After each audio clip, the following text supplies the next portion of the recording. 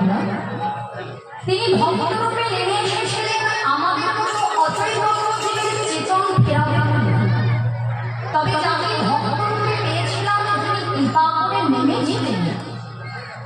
তিনি তো সাধারণ যে কোনো ভক্ত নয়, তিনি হলেন রাধা কৃষ্ণের মিলিততম, তাই তো? রাধা কৃষ্ণের মিলিততম গৌরাঙ্গ মহাপ্রভু এই নদিয়ায় নবদ্বীপের মাঝে অবতীর্ণ হলেন এবং অবতীর্ণ হয়ে আজকে প্রভুর ভাব কেমন না, প্রভু আমার কখনো কৃষ্ণ ভাবে বিভাবিত হলেন। অর্থাৎ যেহেতু রাধা কৃষ্ণের মিলিততম গৌরাঙ্গ মহাপ্রভু নবদ্বীপে যখন এলেন, প্রভুর যখন যখন ব্রজলীলার কথা স্মরণ হতো, মানে কৃষ্ণলীলার কথা, বৃন্দাবনে তিনি যে যে লীলা করেছিলেন বাবা, যখনই সেই লীলার কথা প্রভু স্মরণ করতেন, কখনো প্রভু কৃষ্ণভাবে বিভাবিত হতেন, কখনো রাধাভাবে বিভাবিত হতেন, আবার কখনো বা ভক্তভাবেও বিভাবিত হতেন। এবার প্রভু যখনই বিভাবিত হতেন, প্রভুকে বলা হতো অষ্টসাত্ত্বিক ভাবের বিরোধী গৌরাঙ্গ মহাপ্রভু, তাই তো? অষ্টসাত্ত্বিক মানে কি? বলো বলে গেল অষ্টসাত্ত্বিক ভাবের বিরোধী মানে মহাপ্রভু যখনই বিভাবিত হতেন তার মধ্যে ৮ প্রকার ভাবের বিকার দেখা যায়। ৮ প্রকার ভাব মানে স্তম্ভ শের রোমাঞ্চ সর্বাঙ্গ সুর দেব ধুল কৈবর্ণম মস্তু প্রলয় কৃষ্ণ শান্তিক মাতা। অর্থাৎ প্রভু কৃষ্ণভাবে বিভাবিত হচ্ছেন, কৃষ্ণলীলার কথা মনে করছে, প্রভুর সেই ৮ প্রকার ভাবের বিকার দেখা যাবে। মহাপ্রভু চিন্তা করছে সেই লীলার কথা। দেখবে এই আমাদেরও যারা ভক্ত আছেন, বসে আছেন, তারা যদি লীলা কথার মতো ডুবে যেতে পারে, যদি পারে, আমাদের মতো জীবের ধৈর্য শক্তি খুব কম। ধৈর্য আছে আছে এই যে বসে আছো, কত মা এদিক থেকে ওদিকে চাইছে, একবার এদিকে চাইছে, একবার পেছন দিকে চাইছে, তাই না? স্থির চিত্তে তুমি যে কিছু ভালো কথা শুনবে, মনটাই তো মনের জায়গায় থাকে। কারোর মন বাড়িতে, কারোর মন মেলায়, কারোর মন পাশের বাড়ির দিদির দিকে। হ্যাঁ, এটাই হচ্ছে জীবের দশা। কিন্তু যদি কেউ গভীরে যায়, দেখবে লীলা কথা শুনতে শুনতে হঠাৎ করে সে পুলকিত হয়। পুলকিত মানে তার শরীরে দেখবে শিহরণ যাবে, গায়ের যে বসনগুলো আছে না, লোকগুলো আছে, দেখবে দাঁড়িয়ে যায়। মহাপ্রভু যখন ভাবে বিভাবিত হতেন, এটা হচ্ছে এক প্রকার বিকার, এটা হচ্ছে এক প্রকার বিকার, যেটা দেখবেন অনেকের হয়, হয় না? যারা কীর্তন প্রেমী, কীর্তন গান শ্রবণ করতে করতে এমন একটা সুর বা এমন একটা কথা তুমি শ্রবণ করছো, দেখবে গায়ের বসনগুলো শিহরিত হয়ে যাচ্ছে, হবে তো বাবা? এটা হচ্ছে এক প্রকার ভাবের বিকার। আবার দেখবেন কেউ কেউ ক্ষণে ক্ষণে চমকে উঠে, কেঁপে উঠে। কীর্তন শুনছো, এমন ভক্তের কথা শুনছো তুমি চমকে উঠে, এটা হচ্ছে এক প্রকার ভাবের বিকার। যদি কখনো হয় তাহলে বুঝবে। আবার দেখবেন অনেকে কৃষ্ণ নামে প্রেমে কাঁদে, কাঁদে না? কেন কাঁদে? সবাই তো কাঁদতে পারে, সবাই কাঁদতে পারে। মহাপ্রভুর লীলা কথাকে স্মরণ করে, শ্রবণ করে সবাই কাঁদতে পারে না, কিন্তু আমরাও কাঁদি। সে তো প্রভুর সঙ্গে তুলনা করলে হবে না। মহাপ্রভু যখন ভাবে বিভাবিত হয়ে কাঁদতেন, চৈতন্য চরিতামৃত বর্ণনা করছে বাবা, মহাপ্রভুর নয়নের জল একেবারে ভক্তদেরকে গিয়ে ভিজিয়ে স্নান করিয়ে দিত পিচকারির মতনই। বল হরে বল, আমরা কতটুকু কাঁদতে পারি? নয়নের জল বদনে যায়, তাই তো? নয়নের জল বদনে আসবে, কারণ কারণ বদনের জল এখানে আসবে, কণ্ঠে আসবে, কণ্ঠ থেকে বক্ষে, আর যাবে আর যাবে না। আমরা সেই বিভাবিত হয়ে কাঁদতে পারি না, ভগবানকে ভালোবেসে কাঁদতে পারি না, আমরা গভীরে প্রবেশ করতে পারি না। কিন্তু মহাপ্রভু কাঁদতেন। ৮ প্রকার ভাবের বিকার। গলা ভেঙে যেত, স্বরভঙ্গ হতো, রক্তিম বর্ণ হয়ে যেত অঙ্গটা, যদি কারোর হয় সে ভাগ্যবান। তাই মহাপ্রভু আজকে রাধা নাম জপ করছে, রাধা রাধা রাধা রাধা জপ করছে, আর নয়ন ধারায় যেন ধরা ভেসে যাচ্ছে, ধরা ভেসে যাচ্ছে। যিনি বিশ্ব ব্রহ্মাণ্ডের মালিক তিনি কেন কাঁদেন? কি হয়েছে যে হরিব এখনই এসে কথা? কিসের এত কথা? প্রসাদ ঠিক পাবে, আগে অমৃত প্রসাদটা। সারা জীবন তো দেহকে সেবা দিচ্ছি আমরা, কি হলো দেহকে সেবা দিয়ে? দেহকে সেবা দিতেই হবে, কিন্তু কীর্তন শ্রবণ করতে এসে যে অমৃত প্রসাদ আস্বাদন করতে এসেছ, দেহকে প্রত্যেকদিন সেবা দিতে পারবে, কিন্তু এই অমৃত প্রসাদ ভক্ত সঙ্গ সাধু সঙ্গ পাবে না। বলে না যুক্তিতে মিলায়স্ত তর্কে বহুদূর। আজকালকার দিনে আমাদের ভক্তিটা কম দেখবেন, ভক্তির মধ্যে ভগবান লুকিয়ে থাকে কিন্তু ভক্তি কম, ভক্তি নেই জীবে। ভক্তি আসবে কি করে? সবাই তো যুক্তির দিকে ছোটে। এখন আমি কীর্তনিয়া, আমরা যেরকম ভাবে অধ্যয়ন করেছি যে হরি নামে হরি নামে, হরি নামে হরি নামে, কথাটা হচ্ছে হরি নাম, হরি নামে হরি নামে। এখন আমি বললাম বাবা শাস্ত্র বলছে হরি নামে হরি নামে। এখন যদি কেউ এসে যারা যুক্তি তর্ক পছন্দ করে এখন বলে দেখাও কেমন হরি নামে, আমি কি দেখাতে পারবো? এটা অনেকের মনে হয় একটু যুক্তি, তুমি তো বললে এখন আমাকে দেখাও, যারা যুক্তিবাদী সে দেখতে চায়। সবকিছু দেখা যাবে? সবকিছু দেখা যাবে? দেখা যাবে না বলে কি তার অস্তিত্ব নেই? তাহলে তো তুমি ভক্তি রাজ্যে প্রবেশ করতে পারবে না। আমাদের যে বংশ পূর্বপুরুষরা যারা ছিলেন সবাইকে কি আমরা দেখেছি, শুনেছি? আমার বাবার বাবা ছিলেন, তার বাবা ছিলেন, তার বাবা ছিলেন, দেখেছি। এখন যদি আমি যুক্তি তর্ক দিতে যাই তাদেরকে তো দেখিনি, তার মানে কি তাদের অস্তিত্ব নেই? আছে কি নেই? আছে। তাহলে ভগবানকে অনুভব করতে হবে। তুমি যখন ভগবানের কাছে বসবে, প্রত্যেকদিন বসেন তো? মায়েরা আমার পুজো করেন তো? পুজো করেন না হরিনাম করেন? কোনটা করেন? কি করেন? পুজো করেন? কি হয়েছে? কি সমস্যা? কি সমস্যা? হরিবাসরে সেদিক ওদিক করলে হবে না। সর্বনাশ, পুজো করে না সেটা তো আমি বলছি না। মামা পুজো করো তো, ঠাকুরের সামনে 1 ঘন্টা বসো। 1 ঘন্টা যখন বসবে, নাম করবে, নাম করতে করতে নামের মধ্যে ডুবে যাবে, অনুভব করবে। ভগবানের দিকে নয়নে নয়ন দিয়েও তো দেখবে মনে হবে যেন সে আমার পানে চাইছে, মনে হবে না? অনুভব করতে হবে।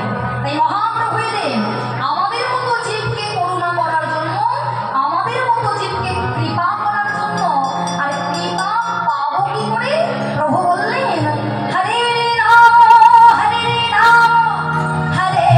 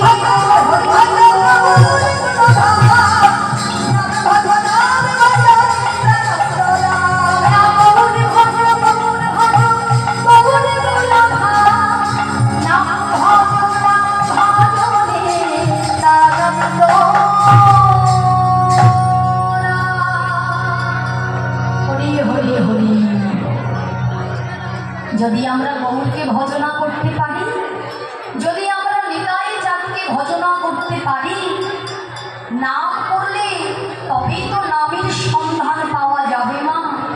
পথে তো নামতেই হবে, পথে নামলে পথের সন্ধান পাওয়া যায়, তাই না? পথে না নামলে কি পথের সন্ধান পাওয়া যায়? পাওয়া যায় না। তাই গৌর হরিকে ভজনা করলে, নিতাই চাঁদকে ভজনা করলে প্রার্থনাটা যদি আমাদের প্রার্থনার মতো হয়। আমরা বলি না ভগবানের কাছে চাইছি কিন্তু ভগবান আমাদেরকে দিচ্ছে না। আমাদের মনের যে বাসনা সেটা কেউ হয়তো পূরণ করতে পারবে না। দেখবেন আমাদের মতো জীবের কখনো ৯৯ ১০০ গিয়ে দাঁড়ায় না। দেখবেন ৯৯ কখনো ১০০ হয় না। আজকে আমার যদি একটা মাটির বাড়ি থাকে, আমার মনে আশা জাগবে আমার একটা একতলা বাড়ি হবে। আচ্ছা, একতলা বাড়িটা যখন হয়ে গেল, আমি কি এখনই চুপচাপ বসে থাকতে পারবো? থেমে যেতে পারবো? আমার মনে হবে আমার একটা দোতলা বাড়ি হলে ভালো হবে, তারপরে মনে হবে আমার একটা গাড়ি হলে ভালো হবে। মানে ৯৯ কখনো ১০০ হচ্ছে না, ওই ৯৯ আটকে আছে। যাদের হাজার হাজার আছে তারা লক্ষ লক্ষ চায়, চাই তো? যাদের লক্ষ লক্ষ আছে তারা কোটি কোটি চায়। যারা দেখো কোটিপতি তারা বাড়িতে বসে নেই, তারা আরো চেষ্টা করছে যেন আরো আসে।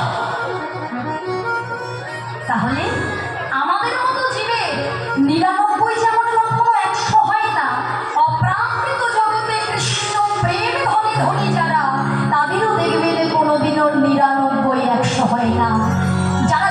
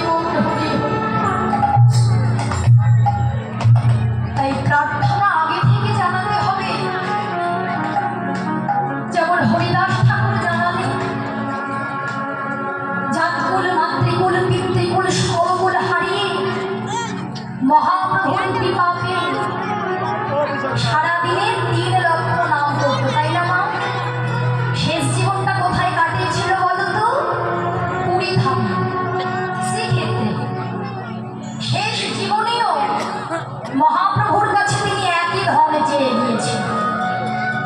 এই বাহ্যিক জগতের সুখ সম্পদ নয়, সারাটা জীবন তো 3 লক্ষ নাম করল। গোবিন্দ নামে এক ভক্ত, মহাপ্রভুর এক ভক্ত ছিল গোবিন্দ নামে ভক্ত। জগন্নাথের মহাপ্রসাদ গোবিন্দকে হরিদাস ঠাকুরকে দিত, হরিদাস সেবা করত, দেহ সেবা দিত, আর 3 লক্ষ নাম করে প্রাণ পাখি সেবা দিত। কিন্তু যেদিন তার অন্তিম সময়, শেষ জীবনে গোবিন্দ নামের ভক্ত এসেছে সেবা দিতে, প্রসাদ দিতে, হরিদাস ঠাকুর প্রসাদ গ্রহণ করলেন না। ছুটতে ছুটতে মহাপ্রভুর কাছে গিয়ে গোবিন্দ নামের ভক্ত বললেন, গৌর হরি, ও গৌর হরি, হরিদাস ঠাকুর প্রসাদ গ্রহণ করছে না কেন? জানি না তো, প্রসাদ তো গ্রহণ করবো না, বদনে দিয়ে শুধু নামে করছে, আর নয়নে জলে বদন ভাসিয়ে কাঁদছে। শ্রবণ করা মাত্র ছুটতে ছুটতে মহাপ্রভু দর্শন করলেন।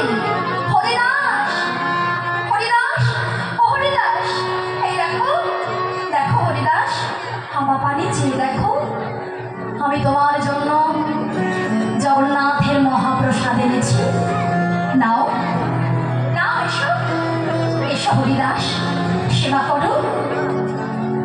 হরিদাস ঠাকুর বলছে, নাও প্রভু, সারাটা জীবন ধরে তো জগন্নাথের মহাপ্রসাদ সেবা করলাম, আজ এই অন্তিম সময়ে, আজ এই সমুদ্রে আসল ঘরে যাওয়ার পথে আমার মনে যে এক বাসনা জেগেছে, হ্যাঁ প্রভু, আমি বুঝতে পারছি এখন আমার যাওয়ার সময়, এই শেষ সময়, অন্তিম সময়ে তোমার চরণে একটা মিনতি রাখি। বলো না প্রভু, তুমি আমার মনের ইচ্ছাটা পূরণ করবে। কি ইচ্ছা হরিদাস? প্রভু, যখন আমার এই হৃদয় ছেড়ে প্রাণ পাখি চলে যাবে, আমি যেন আমার এই নয়ন পথে, আমি যেন তোমার ওই রূপে নয়ন ভরে দর্শন করিতে পারি। আমার হৃদয় ছেড়ে যখন প্রাণ পাখি উড়ে যাবে, তোমার বদন হতে যেন মহামন্ত্রের ধ্বনি হরি বল জয়ধ্বনি শ্রবণ করতে পারি। আমার দেহ ছেড়ে যখন প্রাণ পাখি চলে যাবে আসল ঘরে, তোমার ওই যুগল চরণের হৃদয়ে আমি ধরিতে পারি। তোমার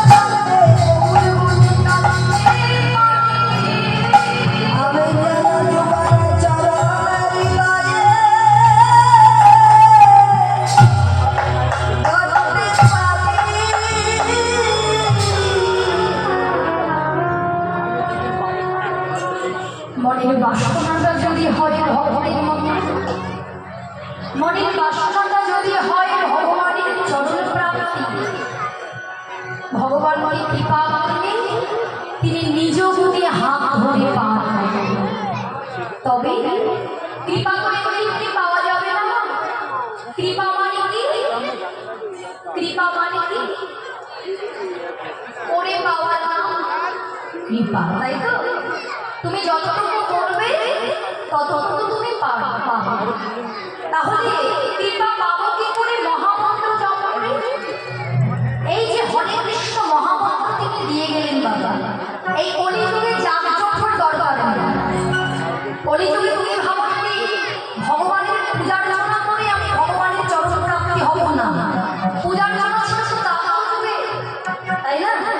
এই কলিযুগে যদি কোনো জীবের নাম মহামন্ত্র জপ না করে বাবা, সে কিন্তু কখনোই আসল ঘরে যেতে পারবে না। আস্তে আস্তে দিনের পর দিন জোরে সাউন্ড আসছে।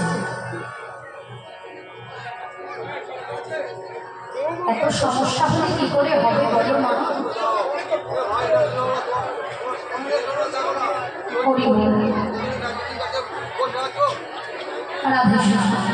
বসো মা বসো, ওরম করে না, একেবারে লক্ষ্মী মায়ের এত সুন্দর পরিবেশ, কত সুন্দর। সত্যি বলছি মা, দেখো সত্যি বলতে এখন তো আমরা কীর্তনটাকে একেবারে কি বলবো, কীর্তন আমরা মহাজনী কত কথা বলে শ্রবণ করতে চাই না। হ্যাঁ, হরিনামে যতটুকু আমরা নাচতে ভালোবাসি, আমরা তো কাঁদতে হবে কিছু, তোমার দেহ ভাণ্ডে আছে, তাই তোমার দেহ ভাণ্ডের ফুল দাও, দেহ ভাণ্ডের তুলসী পাতা দাও, ভক্তি চন্দন দাও, তাহলেই তো ভগবানের কৃপা তুমি পাবে, তাই না? তাহলে নিজের বলতে যেটা নয়ন বাড়ি আর মহামন্ত্র জপ করতে হবে। শিবাসামিনায় মহাপ্রভু যখন বিধান দিলেন, ভক্তদেরকে বললেন, ভক্ত তোমরা কিন্তু নাম করবে, নাম না করলে কিন্তু সেই পথে যেতে পারবে না। আচ্ছা নাম করবে তোমরা? প্লেন হয়ে গেল সব। নাম করবে তো? কষ্ট হবে না তোমার? আমি কাউকে কষ্ট দিতে আসিনি, কেমন? দেখো যতবার তোমরা নাম করবে ততবার এই চিত্তটা সংকীর্তন হইতে হয় পাপ সংসার নাশন, চিত্ত শক্তি সর্বভক্তি সাধন। সংকীর্তনের মধ্য দিয়ে যেমন তোমার সব ত্রিতাবে জ্বালা দূর হয়ে যাবে, সংকীর্তন করলে তোমার এই চিত্তটা শুদ্ধ হবে। তাই চলো, যাদের যাদের দুটো হস্ত আছে, মহাপ্রভু বললেন দুটো বাহু তুলে হাতে করতালি দিয়ে জোরে জোরে নাম গাইতে হবে। গাইব? গাইব তো কষ্ট হবে না? দেখি কাদের হাত আছে, একবার হাত তোলো। আগে আত্মসমর্পণ, হাত থাকলে হাত তুলবে, না থাকলে তুলতে হবে। বাহ, চলো সবাই মিলে দুটো বাহু তুলে মহাপ্রভু এলেন যে নাম নিয়ে প্রাণ ভরে গাইব। হরি নামে গৌরারে নিতাই,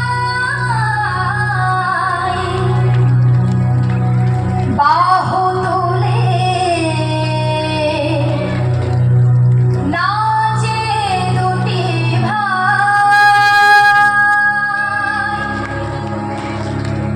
হরি নামে গৌরারে নিতাই, বাহু তুলে নাচে দুটি ভাই। হরি নাম বিনা কে নিবিয়াই, তোরা কে নিবিয়াই। হরি নাম বিনা কে নিবিয়াই, তোরা কে নিবিয়াই। হরি নামে গৌরারে নিতাই, বাহু তুলে নাচে দুটি ভাই। হরি নাম বিনা কে নিবিয়াই, তোরা কে নিবিয়াই। কে নিবিয়াই, তোরা কে নিবিয়াই। হরি বল, হরি বল, হরি বল।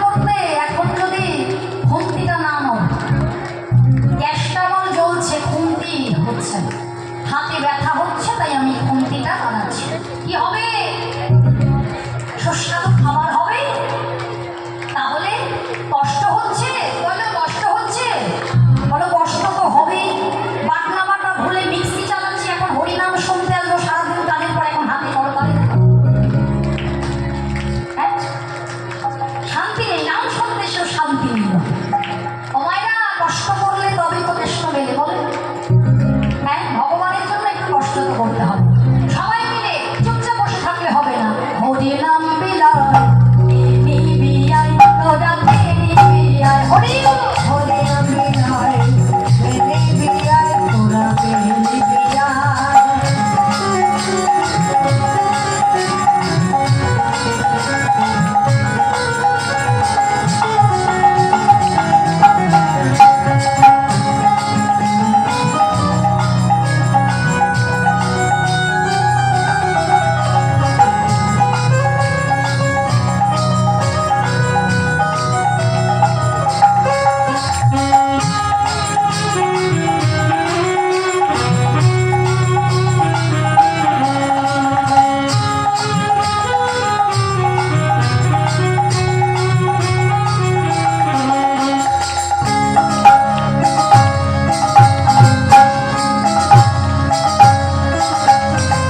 বৃথা কাজে দিন চলে যায় সদাই হয়ে আছে নাম জপিলে ধন্য হবে সাধের মানব জীবন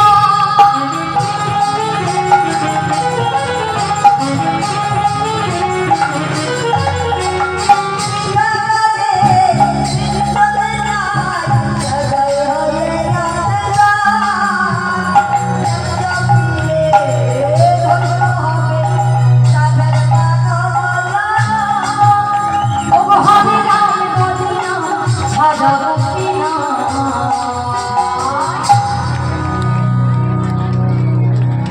হরে নাম বিলাই কে নিবিলায়